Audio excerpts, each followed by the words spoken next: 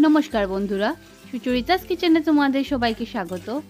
আজ আমি তোমাদেরকে বানিয়ে দেখাচ্ছি পটল সুন্দরী। তো পটল সুন্দরী কীভাবে বানাতে হয় আসো দেখে নিই।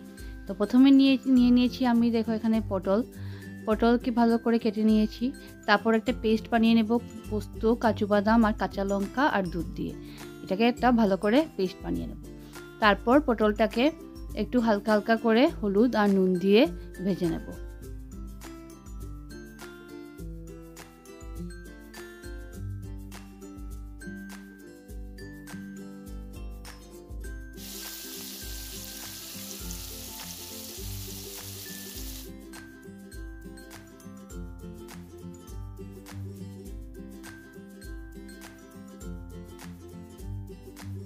তারপর আরেকটা কড়াইতে দিয়ে দেব সাদা তেল, সর্ষের তেল।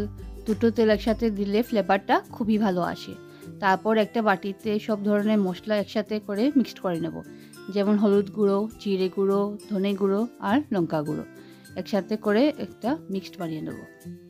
তারপর কড়াইতে দিয়ে দেব দারচিনি আর শুকনো লঙ্কা ফোড়ন দিয়ে দেব। তারপর যে পোস্ত, কাজু বাদাম, দুধের যে একটা পেস্ট বানিয়েছিলাম ওইটা তেলে দিয়ে দেব। তেলে দেওয়ার পর ভালো করে কষিয়ে নেব।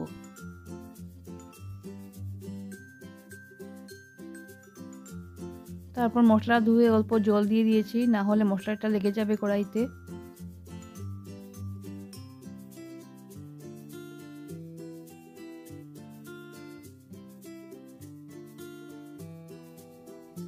তারপর দিয়ে দেব স্বাদ মতো নুন আর চিনি দিয়ে আবার ভালো করে কিছুক্ষণ কষিয়ে নেব, যতক্ষণ পর্যন্ত তেল না বেরিয়ে আসে।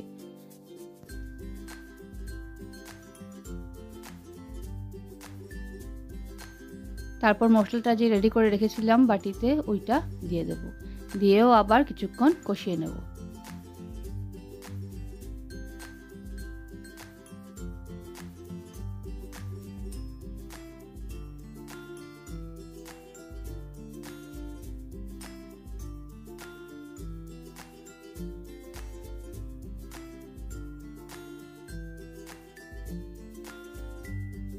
দেখো বন্ধুরা, মশলা থেকে তেল বেরিয়ে এসছে, কালারটাও খুব সুন্দর এসছে। তারপর যে ভাজা করে রেখেছিলাম পটলটা ওইটা দিয়ে দেব, দিয়ে আবার কিছুক্ষণ কষিয়ে নেব, যাতে পটলটার ভিতরে মশলাটা ভালো করে ঢুকে যায়।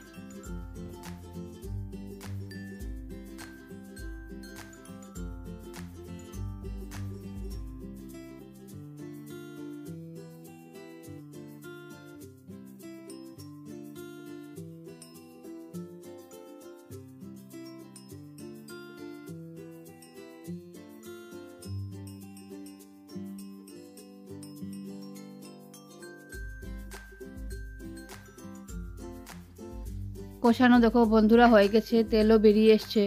এখন গ্যাসের ফ্লেমটা অফ করে যখন পটলটা ঠান্ডা হয়ে যাবে দিয়ে দেবো দুধ। গ্যাসের ফ্লেমটা অফ করেই দেবো দুধ, কারণ না হলে দুধটা ফেটে যাবে।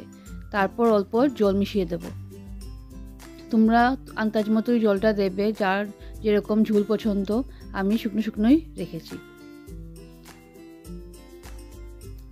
তারপর যখন ফুটে আসবে হালকা কাসুরি মেথি দিয়ে পটল সুন্দরীটা নামিয়ে নেব।